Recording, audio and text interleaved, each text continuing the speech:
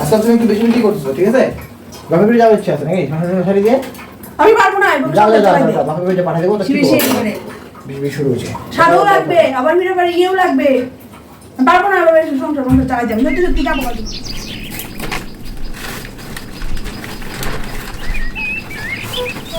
জানো তো বন্ধুরা, শিলিগুড়ি শহর থেকে এই চা বাগানে এসে প্রথম খুবই খারাপ লেগেছিল। মনে হয়েছিল কিভাবে থাকবো আমরা এখানে, মানে একদম লোকজন নেই, কেমন একটা নিস্তব্ধ পরিবেশ।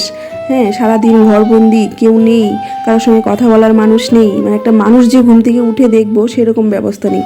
সেই সকালবেলা কয়েকজনকে দেখা যেত যারা ডিউটি যাচ্ছে, আবার সেই বিকেল 3টা সাড়ে 3টার মধ্যে কয়েকজনকে দেখা যেত। তাছাড়া বারান্দায় বের হলে পরে রাস্তা একদমই নির্জন। আর আমরা যখন শিলিগুড়িতে ছিলাম তখন একটা জমজমাট পরিবেশ ছিল, মানে এখানে থাকার মজাটাই আলাদা। যখন তখন বাজারে যাওয়া, যখন তখন এদিক সেদিক ঘোরাঘুরি করা। আর এখানে এসে জায়গা তো খুবই সুন্দর, চা বাগান বলতেই খুবই সুন্দর, পাহাড়ি এরিয়া, দেখতে খুবই ভালো লাগে। কিন্তু একটা খুব নির্ঝুম নিস্তব্ধ একটা পরিবেশ, তো খুবই খারাপ লেগেছিল জানো তো। কিন্তু একটু সুখে থাকার জন্য, সুস্থ স্বাভাবিক পরিবেশে বাঁচার জন্য, মেয়েকে ভালোভাবে লেখাপড়া শেখানোর জন্য, আর আমাদের তো 2টা সংসার, একটা এখানে একটা ওখানে, তো 2টা সংসারকে তাল মিলিয়ে মানে চলার জন্য আর কি আমরা এখানে আছি, মানে কি বলবো, এখানে আছি। আর আমি যখন এখানে প্রথম এসেছিলাম তখন সুপুর তো তখন ছিল না, মানে আমার মেয়ে ছিল না, তো সুপুর বাবা সেই সকাল 6:30 7টার মধ্যে অফিস চলে যেত। হ্যাঁ, আর আমি বারবার শুধু ফোন করতাম। তখন আমার কাছে টিভিও ছিল না, মোবাইল একটা ছিল কিন্তু কিছু যে দেখবো সেরকম কোনো ব্যবস্থা ছিল না। তো বারবার শুধু ফোন করতাম, কখন আসবা।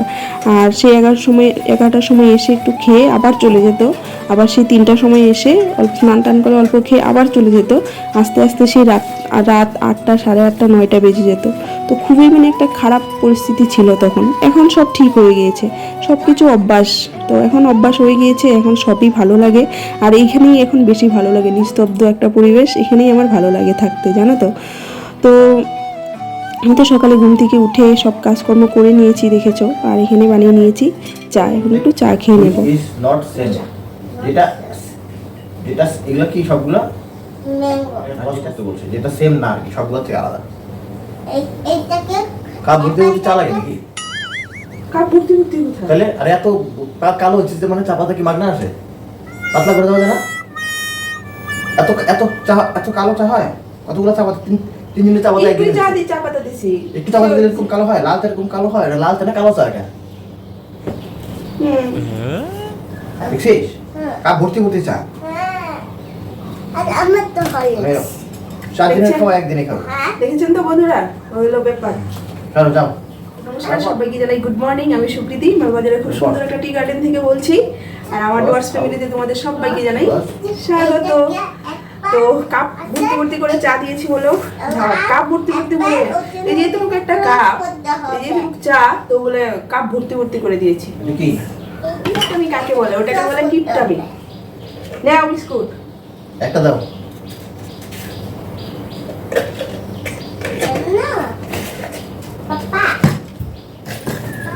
এই যে চলে যাচ্ছে ডিউটি, রবিবারেও ডিউটি যেতে হয়। বলে গেল না রান্না বান্না কি করবো? বললাম না বাজারটা যাবো না, ডিম আছে করে। বাজার যাবো না, ডিম আছে তো 2টা। 2টা ডিমকে দিয়ে 6টা অমলেট করো। হ্যাঁ, 2টা ডিমকে দিয়ে 6টা অমলেট করো দুবেলার জন্য। 2টা ডিম দিয়ে 6টা অমলেট করে দিয়ে করবো।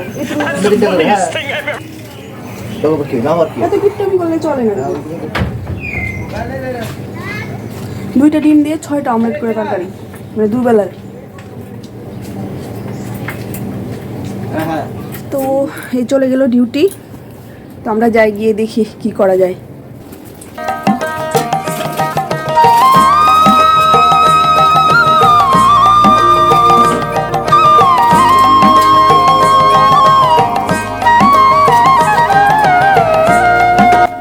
তো দেখো বন্ধুরা, এই যেখানে ভাত বসিয়ে দিয়েছি, আর একটু ভয় ভয়ে আছি কখন আবার চলে আসবে, আইসে বলবে 3টা ডিম, তুমি না বললে 2টা ডিম। তো ওই জন্য, আর জানো তো ওই যে কতগুলো আলু দিয়েছি না, আলুর তো এখন অনেক দাম। সবসময় বলে 2টা আলু রান্না করবা, 2জন মানুষ 2টা আলু, এখান থেকে ভাগ করে মেয়েকে অল্প দিবা, আমরা আরও যা থাকবে আমরা বাদ বাকি খাবো, মানে 2 বেলার জন্য 2টা আলু, সেরকম বলবে। তো অনেকগুলো আলু দিয়েছি, এটা দেখলে পরে মাথা একদম ঘুরান দিয়ে পড়ে যাবে, এরকম একটা অবস্থা। তো যাই হোক, এখানে দেখো একটু শাক কেটে নিয়েছিলাম, তো শাকটা দিয়ে শাক ভাজা করবো আর ডিমের অমলেট করে তরকারি বানাবো। আর যে কয়েকটা বাসন টাসন ছিল ওগুলো আমি একটু ধুয়ে পরিষ্কার করে এখন গুছিয়ে রেখে দিয়েছি। আর এদিকে দেখো একটু জল দিয়ে দিচ্ছি গাছগুলোতে। বৃষ্টি তো হয়, কিন্তু এখানে বৃষ্টি হলে পরে তো আমি তিরপালটা লাগিয়ে দিই না, তো তাতে জলটা এসে পড়ে না, তো একটু জল দিয়ে দিলাম আর কি। আর আজকের আবহাওয়াটা একদমই মেঘলাও না আবার রৌদ্রও না, এরকম হালকা হালকা রৌদ্র আছে, বোঝা যাচ্ছে না। আর যে মেঘলা মেঘলা সেরকম না, কিন্তু বৃষ্টি হবে হবে মনে হচ্ছে আর কি। তো ওইদিকে দেখো আমাদের সুপারি গাছগুলো সুপারি ছাড়ছে, আর এখানে একটা নারকেল গাছও আছে। তো এটাই দেখানোর চেষ্টা করেছিলাম তোমাদের, কিন্তু দেখাতে পারিনি, মানে বোঝা যাচ্ছে না। নারকেল বেশি হয়নি, কয়েকটাই হয়েছে। তো চলো যাই রান্না করে, রান্না তো বসিয়ে রেখেছি আর ভাতও প্রায় হয়ে এসেছে। আর এখানে দেখো তরকারিটাও বসিয়ে দিয়েছি।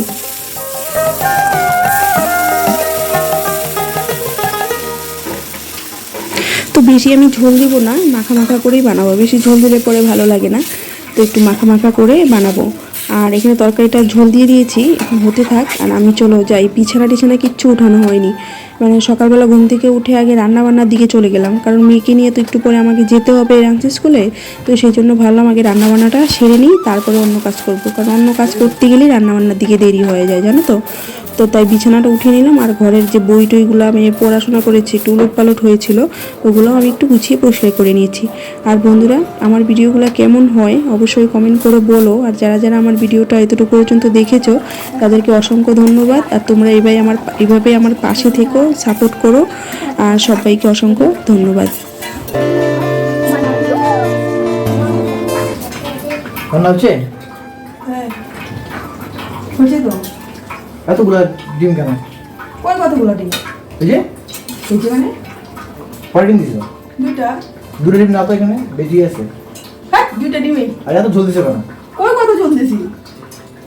দুটো ডিম দিয়ে তো আমি তো কষ্ট করে বাঁচাতে, তুমি যে কষ্ট দিনে বাড়াই যাচ্ছ। ওই ঝোল দেওয়ার তো বানা নাই তো, ওই ঝোল তো খরচা ডাবল হয়ে গেল। ঝোল নাই তো, অল্পই তো। করো তুমি, করো, ওইভাবে তো তাহলে হবে না তো। এত ঘন ডাল খাই কেউ? আবার আচ্ছা তুমি একটু বেশি বেশি করছো, ঠিক আছে? বাপের বাড়ি যাওয়ার ইচ্ছা আছে নাকি? শাড়ি দিয়ে আমি পারবো না, যাও বাপের বাড়িতে পাঠিয়ে দেবো। বেশি শুরু হয়েছে, সারও লাগবে, আবার ফিরে বাড়ি ইয়েও লাগবে। পারবো না, আবার সংসার চালাই যাবে। সত্যি সত্যি যাবো, কিন্তু বলে দিলাম।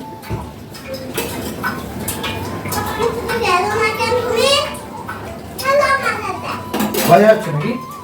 ভয় যাচ্ছ? যাও যাও, আজকে গেলে আজকে যাও।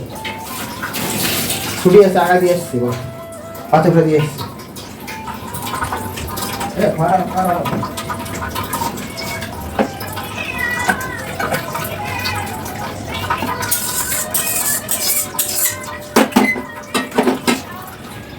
সবাই সবসময় আমরা ইয়েলো ইয়েলো হয়ে কেন হয়ে যাই? হ্যাঁ, ইয়েলো ইয়েলো কেন হয়ে যাই? ম্যাচিং ম্যাচিং আজকেও দেখ, হাই বল, হাই। ডান্স ক্লাস থেকে এসে ভাত নিয়ে বসে পড়লাম। কি দিয়ে? ডিমের অমলেট। ভাতটা বেড়ে নিয়েছি, এখন খাবো। তো আজকের ব্লগটা একটু অন্যরকম ভাবে আমরা করলাম, কিপটামি দিয়ে, মানে ব্লগের মধ্যে একটু হাসি মানে দেওয়ার চেষ্টা করেছি আর কি। তো তোমাদের হ্যাঁ, ডিমের অমলেট বানাইছে। তো তোমাদেরও কি এরকম হয় নাকি? তোমাদেরও বাড়িতে এরকম কিপটামি করে নাকি? অ্যাকচুয়ালি কি বলো তো, ওটা করেছি একটু মানে একটু হাসির দেওয়ার চেষ্টা করেছি, কিন্তু ঘটনাটা সত্যি। মানে যখনই রান্নাবান্না করতে যাবো না, মানে খাওয়ার দিক দিয়ে যখনই সঞ্চয় করার সময় আসে তখনই খাওয়ার দিকটা আগে দেখা হয়। মানে খাওয়ার মনে হয় কি, যেমন আমরা যা কিছুতে রান্নাবান্নাটা করি ওইখানেই সব মানে সঞ্চয় করার যা কিছু আছে সব ঢেলে দিচ্ছি, যেমন তেল মশলা লবণ নুন ওগুলাতেই সব কিছু ওদের সংসারের মানে সঞ্চয়েরটা ঢেলে দিচ্ছি, মানে ওটাতেই সব শেষ। তো ওই হলো ব্যাপার, সব কিছুতেই বলবো অল্প অল্প অল্প অল্প, বেশি করে তেল দিয়ে দিই, বেশি করে লবণ দিয়ে দিই, বেশি করে বলে দিয়ে দিই, মানে দিয়ে রান্না করি। তো ওর জন্যই আর কি ভিডিওটা করা, আর কোনো কিছুই নেই। অ্যাকচুয়ালি খাওয়াটাই তো হলো মেন না, মানে মানুষ বলে না যে যা দিবে অঙ্গে তাই যাবে সঙ্গে। তো হলো ব্যাপার, আমরা মানে যেটা খাবো সেটাই তো নিয়ে যাব। কি গো, আসো না খেতে? কখন থেকে ভাত বেড়ে রাখছি, এখন আসার নাম নাই। ওই মেয়ে আয়। তো তো চলো বন্ধুরা, ভিডিওটা এখানেই শেষ করি। আর ভিডিওটা কেমন হয়েছে সেটা তোমরা অবশ্যই কমেন্ট করে বলো, ভালো লাগে তো লাইক করেই দিবে। আর কেমন হয়েছে, কি এরকম ভিডিও চাও নাকি, পুরোটা কমেন্ট করে বলো, তাহলে মানে আমি বুঝতে পারবো আর কি। তো চলো সবাইকে টাটা, দেখা হবে কালকে আরেকটি নতুন কোনো ভিডিও নিয়ে, নতুন নেক্সট ধামাকাদার ভিডিও নিয়ে। সবাইকে টাটা, সবাই ভালো থেকো, সুস্থ থেকো।